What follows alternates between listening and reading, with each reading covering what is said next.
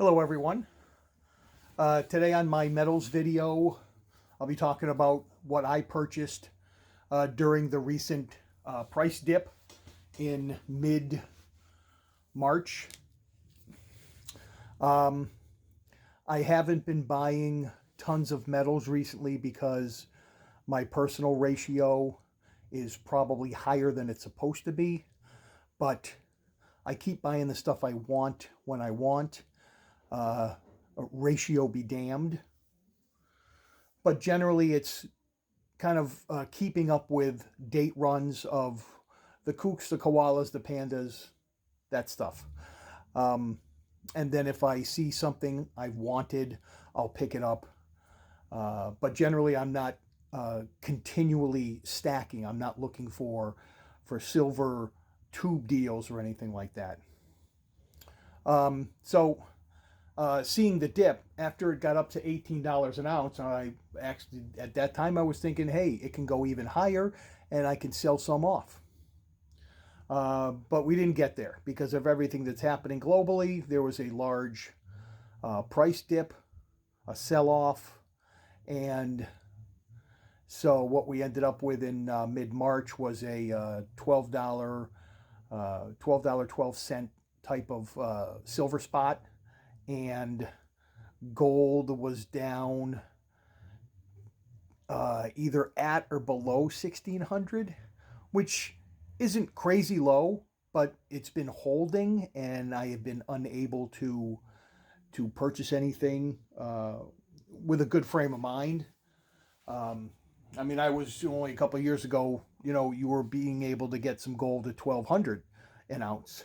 So when it's down to 16, it just seems it might still not be the time to buy. But like I said, I was getting some stuff that I wanted and stuff that I needed. So my first purchase was from Scottsdale Mint.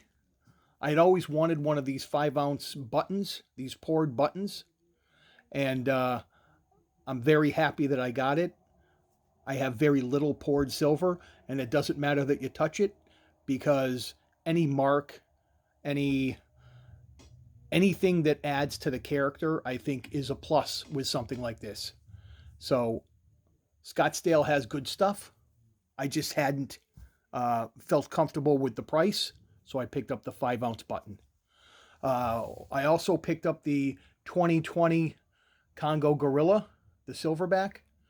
Um, at first, I thought these were like milk spots in the background, and that it should be uh, uh, almost like the proof finish, um, but it's not. I took it out of the capsule and felt it. It's actually etched on, so it's part of the design. Um, uh, I was fooled by that, but when you look at it, you can tell that it's definitely not a surface defect. Um, and so I'm up to date on my Congo stuff, and that's good. It's a good design. He's screaming for something. Maybe there's it's a warning signal, or a keep away. I'm going to kind of kick your can signal. Um, the next thing I needed to do was get up to date with my pandas.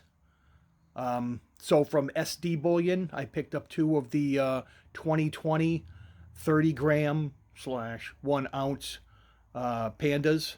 Um, the 30-gram thing for that kooky metric system.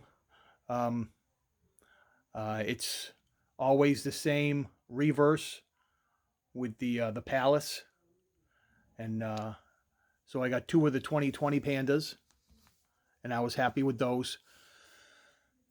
Now on the last thing, I wanted some gold. Gold was down-ish. Usually I was buying either maples or eagles. I had bought from Nationwide Coin and Bullion several times and was very happy with what I got. 5 10th ounce silver eagles, virtually at spot. And so I got a couple of those. And so I ended up with an ounce of silver out of them, basically at spot. So I wasn't complaining, but I kind of wanted some design diversity, if you will. And so I went looking, and JM Bullion had a nice quarter-ounce gold Queen's Beast, and this one is the Yale of Beaufort. I'm not sure if it's Beaufort or Beaufort. Um, Forgive me for not being up on that. But it's a nice, cool ram design. I think I was looking for maybe a white lion or one of the other ones, but when I saw this and the other ones were out of stock, I was very happy with this myself. Um, so I got that gold quarter ounce to add to my little pile of fractional gold. I do not have any 1 ounce gold pieces. Um, but this one here I got for 411 plus tax, of course, these days. Um, but 411 is 1650 an ounce, which isn't horrible. And fractional gold always goes for more than its evenly divided fraction of an ounce. So and now that gold is back up over at or above 17, I'm ahead with this piece. So I got something I liked, and when the gold bounced back, uh, I got ahead. So that's a good thing. So that's what I've gotten recently. Um, I'm trying not to buy too much right now for the reasons that I said regarding my personal ratio, but also the premiums on silver are just out of this world. It I know that those guys bought silver, the companies, the dealers, they bought silver at more than is current spot, and they're probably trying to make up the difference by jacking up the premiums, or they can play the whole supply and demand game. Once the price went down, uh, the demand for silver went up after the sell off. But just to jack up the premiums just seems ridiculous.